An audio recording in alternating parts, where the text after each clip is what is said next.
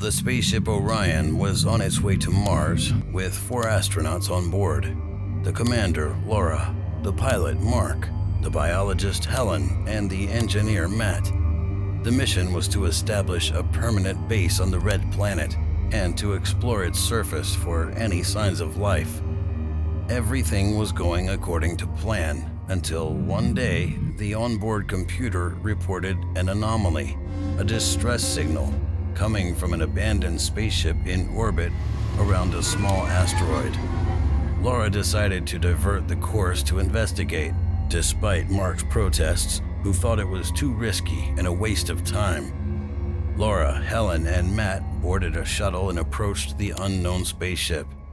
It was an old mining ship with the logo of Weyland-Yutani, the powerful corporation that funded their mission.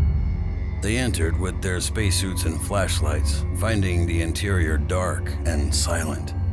Only the humming of the emergency generators broke the silence. The 3 split up to explore the various sections of the ship.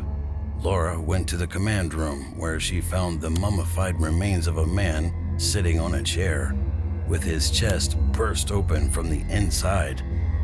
On the monitor, there was a cryptic message: "Stay away. Danger. Alien."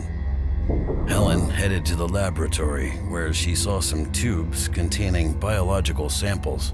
Among them, there was a strange creature similar to an octopus, with a spiny tail and a mouth full of teeth. Helen approached it to observe it better, but suddenly the creature moved and attached itself to her helmet, piercing it with its tail and slipping into her mouth. Matt explored the storage room, where he saw some crates full of minerals and weapons. Among them, he noticed a pulse rifle, similar to the one used by colonial Marines. He took it and loaded it, feeling more secure. Then he heard some noises coming from a hatch on the floor. He approached and opened the hatch, lighting up with his flashlight the darkness below. What he saw made him scream. There were dozens of alien eggs ready to hatch. From one of them came out a facehugger which jumped on him. Matt fired his rifle, but it was too late. The facehugger clung to his face, suffocating him.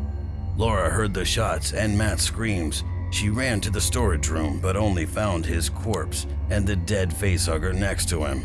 She realized they were trapped and had to escape as soon as possible. She called Helen on the radio, but got no answer.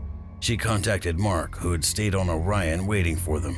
She told him to get ready to leave and to open the shuttle door. Then she ran to the meeting point, hoping that Helen was still alive.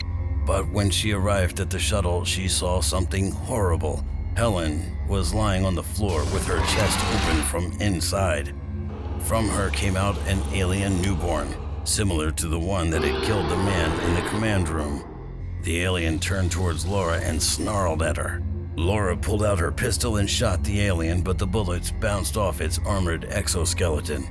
The alien lunged at Laura, who managed to dodge it by a hair's breadth. She rushed out of the shuttle, closing the door behind her. Then she activated the detonator she'd placed on the shuttle, blowing it up. The explosion destroyed the alien and the shuttle, but also damaged the abandoned ship, which began to lose oxygen and fall towards the asteroid. Laura got into a spacesuit and left the ship, launching herself into space. Mark saw her coming and took her aboard Orion. He asked her what had happened, but she couldn't answer. She was in shock and in tears. Mark hugged her and told her that everything would be fine. Then he resumed his course toward Mars, hoping not to encounter any more aliens along the way.